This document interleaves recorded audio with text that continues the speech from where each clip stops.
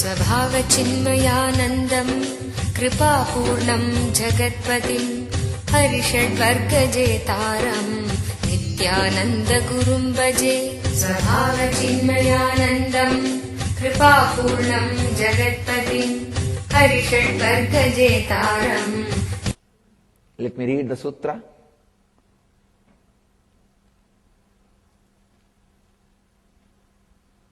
Gata vibhajane drishtim bittistyakva vinikshipet tallayam takshanat gatve tallayat tanmaya bhavet. At the edge of the deep well, look steadily into its depths until the wondrousness happens to you. Very powerful technique.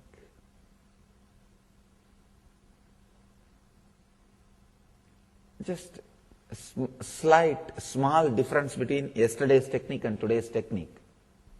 But there are different kinds of minds. For all kinds of minds, Shiva is teaching. At the edge of a deep well, look steadily into its depths until the wondrousness. Understand? Again, this technique is also about falling in love, falling in tune. See, the yesterday's technique and today's technique, both are about falling in tune. But the yesterday's technique was falling in tune with a living being, an enlightened master. Today's technique is about falling in tune with an object. Sometimes falling in love with an object is little easy because you can possess it. You can possess it. Why? People have got pets, no food for living human beings. But these guys are spending so much on the pet animals. Actually, when you can't love human beings, pets is a nice substitute. See, the difficulty with opening up to human being is the risk of no is there. When you open up with a human being, he may say no. He may not receive you. He may not be behaving as you want. He may not be expressive. But with the pets, you feed them. They have to do what you want. And you can tie them in a rope and put them in a cage when you don't want to spend time with them. With human beings, things are a little unpredictable. They may have the mood when you don't have, they may not have the mood when you have. But with pets, things are more under your control. You can choose. Understand, but it is very poor substitute. Learn how to open up to the higher level beings. Understand? First level, opening up to an animal, where things are under your control. Second level, opening up to a human being, where 50% is under your control and 50% is under his control. Third, opening up to an enlightened being, nothing is under your control. Nothing is under your control. That is why it is very difficult to open up to an enlightened being, because you will lose your very boundary. When you open up to an enlightened being, you will lose the idea where your hand ends, where your body ends. You just relax, disappear into him. His vastness, the amazing energy, just you are lost in his presence. Or I can say you are first time experiencing yourself. I can't say you are lost. First time you are back home, you discovered yourself. First time you will discover who you are. Different levels of falling in love. Shiva is not saying no to anybody. Any level is okay. He is ready to give technique for that level person. Understand? Whether you are able to open up to an enlightened being, there is a technique, yesterday's technique. Diksha, just initiation, liberates.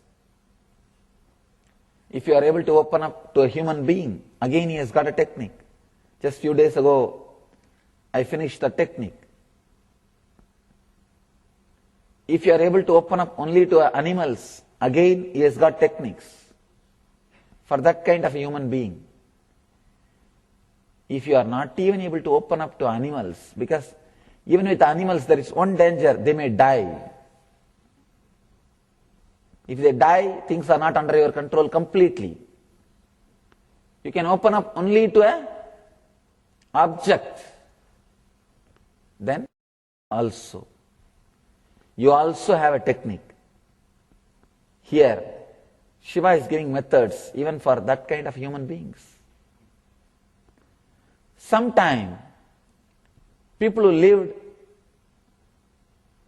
in the forest, who lived with nature, they can open up to an object easily, even if they are in high level consciousness. Even if they are in the level of opening up to a master, they may not find a master. They can just open up.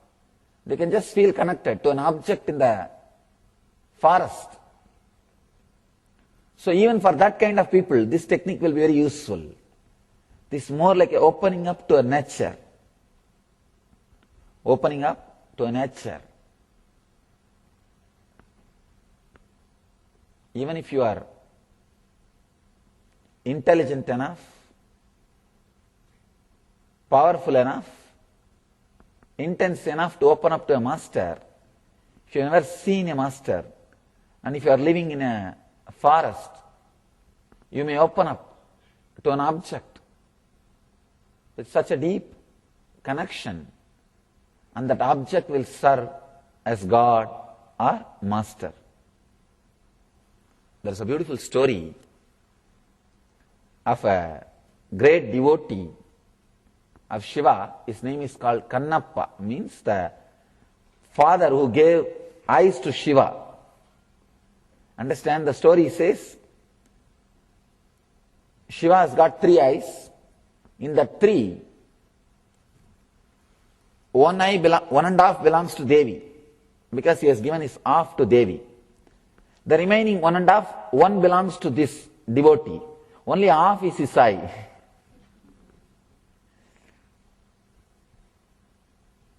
Let me tell the story. It's a beautiful story. There was a hunter in a forest. That guy, his only work is from morning till night, he will hunt animals, cook them, eat, sleep. That's a life. Fortunately, did not get civilized. Sometimes civilization takes away some beautiful things in the human beings. Sometimes they are too costly than the civilization. Means the possibility to open up is taken away in this process of so-called civilization. Fortunately, this guy, even though lived as a hunter, did not lose that dimension of his being. I call this dimension as a 6th sense. Possibility to open up. This guy did not lose that possibility. If you doubt constantly anything and everything you see, Be very clear, you lost that sixth sense. Civilization has happened to you. You are now civilized. You can have a big board. I am completely civilized. Now you know how to find reason, how to justify things, how to do anything. Now you know logically how to find reasons, how to doubt, how to justify whatever you do. Small story. One day in late night, 10 o'clock, a guy saw behind his car, the cop's car with red light sign, is trying to chase him. This guy thought, I think I can outrun him. And it's a county road, remote road. He tried increasing the speed. His cop also did not leave. He also increased. In few minutes there was a big race. Went to 60, 70, 90, 100 miles. After half an hour, this guy realized he can't escape. So he stopped, pulled over. Cop came near him and said, officer came near him and said, hey, today I really had a lousy day. Just tell me some reason, I'll let you go. Just tell me some reason, I'll let you go. The guy thought for a moment and said, yes, I know the reason why I ran away, looking at you. He said, what? 3 weeks ago, my wife ran away with a police officer. When I saw your car, I thought you are the officer and you are trying to bring her back to me.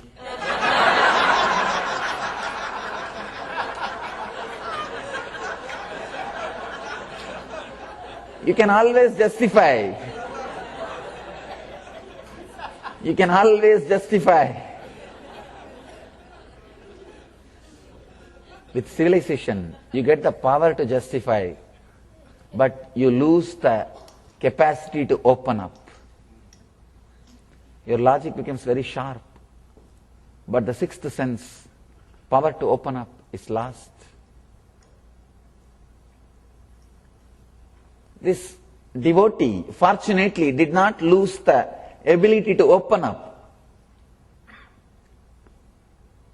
In the forest, one day when he went for hunting, he saw a beautiful Shiva's Murti, the Shivalinga.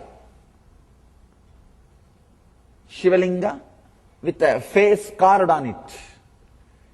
In India you will see varieties, different kinds of Shivalingas. Different kinds of Shivalingas with a different forms and ways and different things. There was a Shivalinga with a face carved on it. The moment he saw that Shivalinga, he saw that Murti, he saw that statue, he fell in love with that. Somehow he was able to open himself. Every day he started visiting that place. He felt the God is there in that form, or the higher energy is there in that form. After 2-3 days, he started talking to it, talking to Shiva. When you see God, you don't see statue. When you see statue, you don't see God. Understand? When you see it as a God, you will not see that as a statue or just an idol. When you see it as an idol, you will not see that as a God. Somehow he felt it's God. He did not see it as a statue. He started talking to Shiva. Oh Lord, it's so nice you are here just for me. And he said, just see that I get a good animal today so that I'll give you a feast. Whatever he gets, he will nicely cook. Not only he will nicely cook, he will first taste it and see whether it is really cooked well. Then bring that portion, that flesh, to that Shiva, and he will offer it. a very strange kind of a worship. He doesn't have any vessel to bring water and wash that place. So he will take water in his mouth. He will collect all the flowers and put it in his hair. There is no other flower basket for him. He will collect all the flowers and put it in his hair, in his jata. The hunters will have a big matted lock. He will put it in his matted lock, fill water in his mouth, and carry that flesh or that meat in a palm leaf in one hand. Bring there, and he will spit that water on that statue, on that Shiva, and put all the flowers on that Shiva and decorate him. Put this flesh in front of him and pray to him, O Lord, please eat the best portion of the meat, the flesh I brought for you. He will do all his puja. Then he will tell, oh, I think you are feeling a little shy because I am here. I will go away, you eat later on. When you feel like, you eat that time. When you open innocently the power of existence, the big problem is we lost how to open up innocently, honestly. He will tell, now it is time, you please eat later on. Maybe I'll give you private time. You will go away. Actually, there was a traditional intellectual guy who also used to come to that place to worship rarely. That day he came and he saw all that meat in front of Shiva, and these traditional intellectuals usually not only they are vegetarians, they are dead against non-veg. I always tell people, take vegetarian vow, nothing wrong, but don't hate non-vegetarian people. Let them have what they want. People come and ask me, how to convince others to take up vegetarian food? I tell them, why do you want to convince? You must be jealous of them enjoying. You must be feeling that saliva when they eat. Otherwise, why will you get interested in convincing them? If you know vegetarian is good, just enjoy, stop with it, over. Why do you want to convince? Because there must be in one corner of your mind a little, I think once in a while, okay. Or that saliva is there in the mouth. Otherwise, why will you try to convince somebody who is not bothered about convincing you? See, no non-veg person goes to convince others, eat non-veg.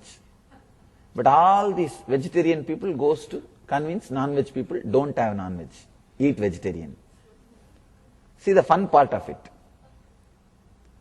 No non-vegetarian person goes to convince vegetarians. Please have non-vegetarian also. No. Please become non-vegetarian. No. But all these vegetarian guys, they go around and convince every non-vegetarian person. In our healing initiation, of course, that initiation can be taken or practiced only with vegetarian food. With a non-vegetarian food, you will have a little side effect. Your system will not be able to adjust, cope up with it. So when these guys become vegetarians, first thing they do is they will go around and start canvassing. Start preaching, you became vegetarian, it's good. Little jealous on corner. Here, this guy is a great intellectual who is doing the puja with all the vegetarian tradition way. He came and saw, God, what is this? All non-veg things are lying. How can this happen? He threw everything out, cleared the place, And he did formal worship of bringing water from in a proper pot and cleaning the spot and did everything. And then went away. After a few days, again this hunter devotee came. Again he did his own way of worship, pouring the water, spitting, not even pouring. Because he has brought water in the mouth. And removing flowers from his hair and putting it. And that fresh meat, flesh, which he tasted, he offered it.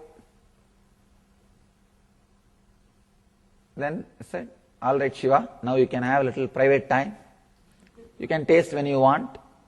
This the hunter devotee, he thought the earlier flesh which he kept, Shiva has eaten. He didn't know that some other guy came and removed it. He thought, oh, I think you enjoyed it. That's why there is nothing left. Even the leaf is not there. So again put the food and went away. Again, this traditional orthodox devotee, intellectually, this guy came and saw, oh God, once more this meat. Who is doing this sacrilegious act?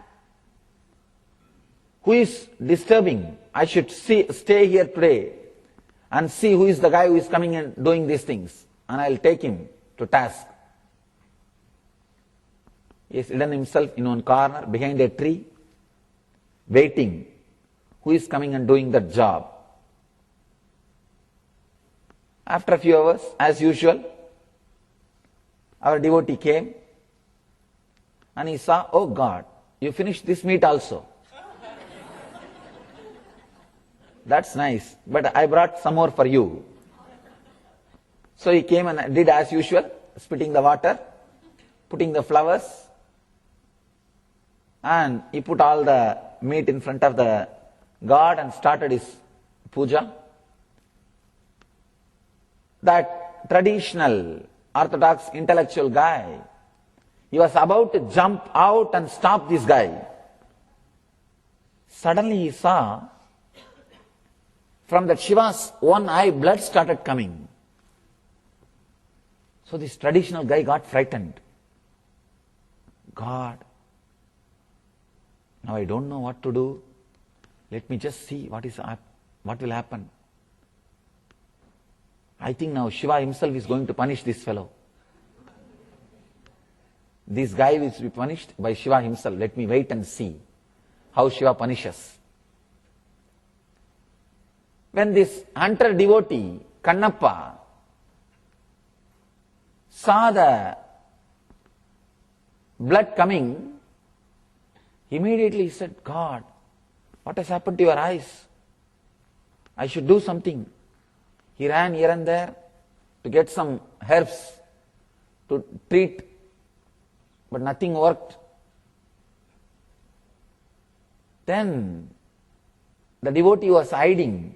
That guy, the traditional old guy, he saw, oh, this fellow is not bad guy. He is trying to only cure. Let me just see what happens. He was hiding and just watching the whole fun, whole drama without coming out. This hunter devotee ran here and there, tried to collect some herbal medicines to heal Shiva's eyes. Nothing worked out. Then this devotee decided, I think, first eye transplantation, eye surgery.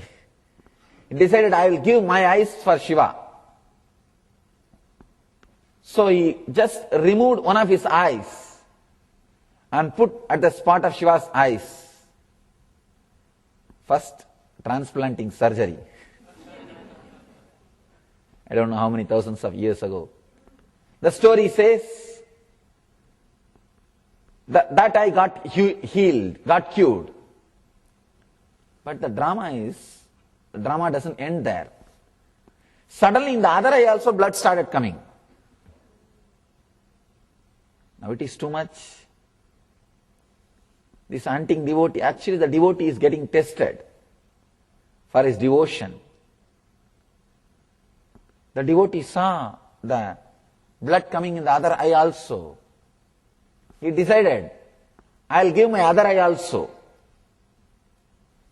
That traditional intellectual person who was standing, hiding behind the tree was shocked when he saw the power of devotion. But he did not come out. He was frozen in the fear, just hiding. This hunter devotee does not have much time to think, oh God, you are having pain, you are having bleeding, I should immediately help, do something. So he decided to remove the other eye also and put it. Then suddenly he remembered, if I remove my one other eye also, I will not know where Shiva's eyes are there, the second eye, because I will become completely blind. So now itself I should mark where the Shiva's eyes are there, and then remove the other eye, replace it. The donor and the surgeon, both are same person. Not only he is donating, he himself is doing the surgery also. So he put his hand and he started removing the eye, but he was not able to remove with one hand.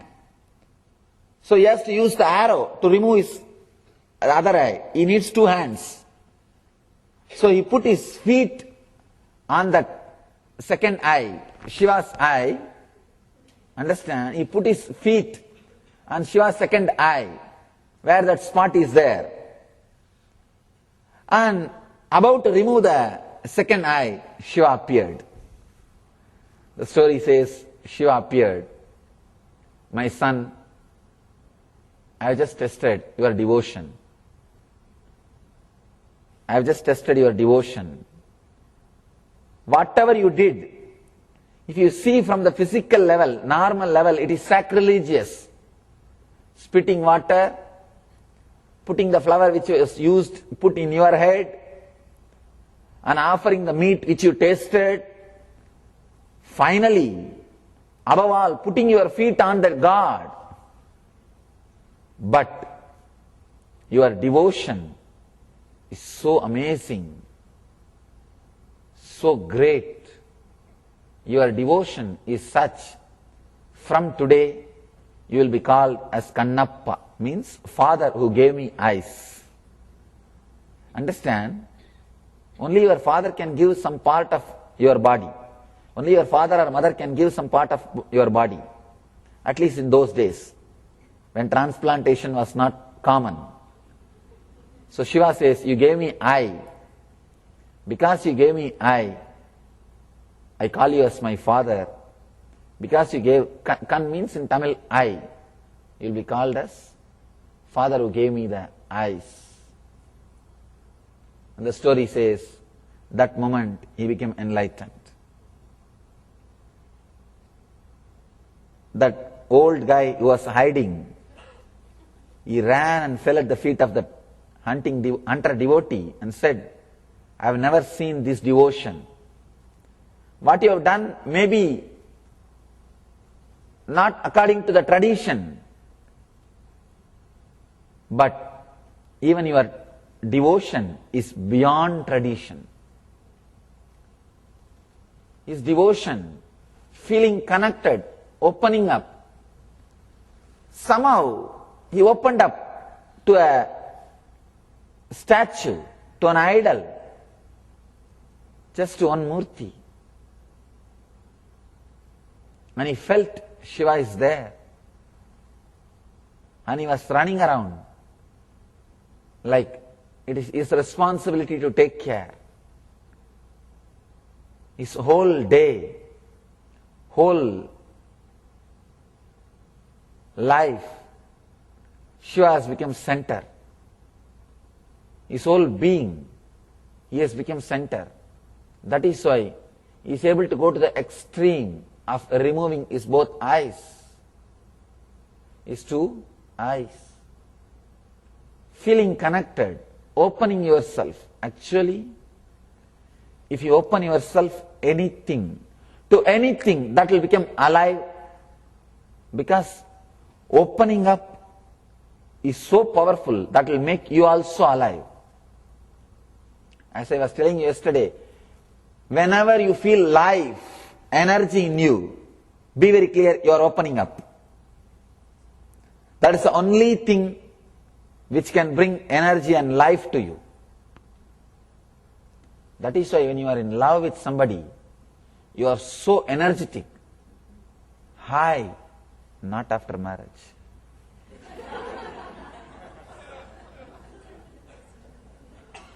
Not after marriage. Somebody asked, one son is asking father, "Father, how much it costs to get married?" Father said, "I don't know, because still I am paying for it."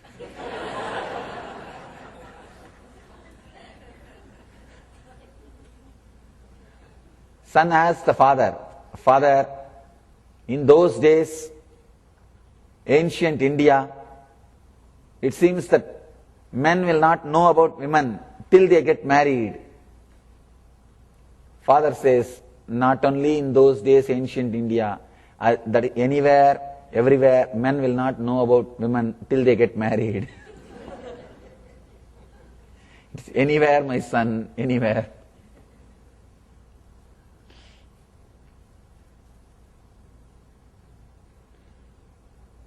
When you are in love, your whole being is filled with energy, means you are open. When you open up, not only you make the other person, the object to which you open, also becomes alive. When you open up, not only you, the object or the person to which you open up, that also becomes alive. That also becomes divine. Shivoham, Shivoham,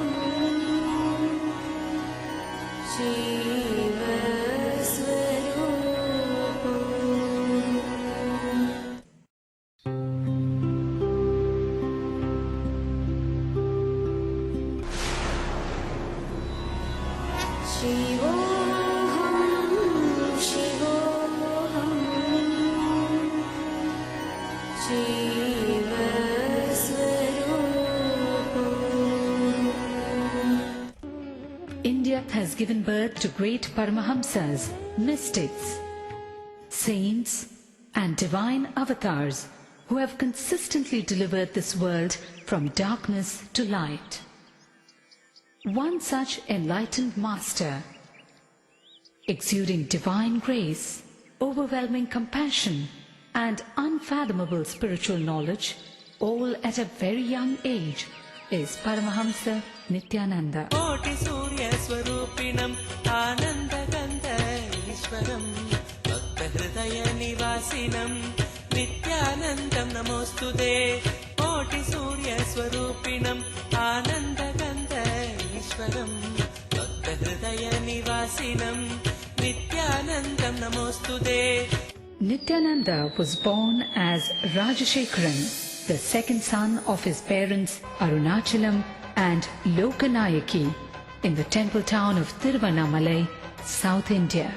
10 days after he was born, the family astrologer predicted that Rajashekharan would grow up to become a Raja Sannyasi and guide the world, something his parents were not happy to hear. At the age of 10, Rajashekharan was initiated by Raghupati Yogi. In his moment of initiation, Rajashekharan was blessed with a vision of Parashakti. He went home and carved the vision he had in soapstone.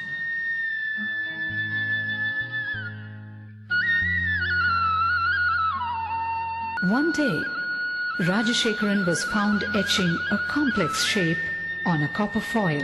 It was the sacred Shri Chakra. The Shri Chakra is believed to be a diagrammatic representation of the cosmos.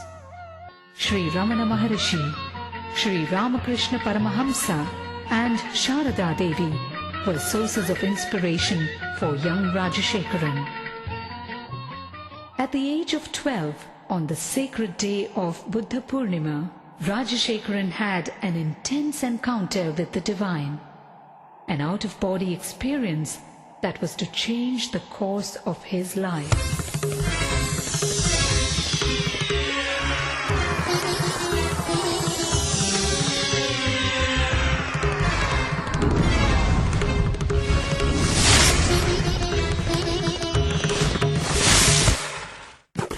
By his 17th year, Rajashekharan's spiritual quest became too fierce to be ignored. He left home on a journey of arduous self-discovery with no assurance whatsoever, but only a glimpse of the divine he received at the age of 12. He wandered far and wide, studying and practicing meditation, from Tapovan in the Himalayas to Kanyakumari in the south, from Dwarka in the west to Gangasagar in the east. He wandered for 7 years in India and in Nepal. With just 2 pieces of clothing and a kamandalu, a holy water jug, and with no idea of where his next meal would be. One day in Gaurikund, he beheld a breathtaking vision.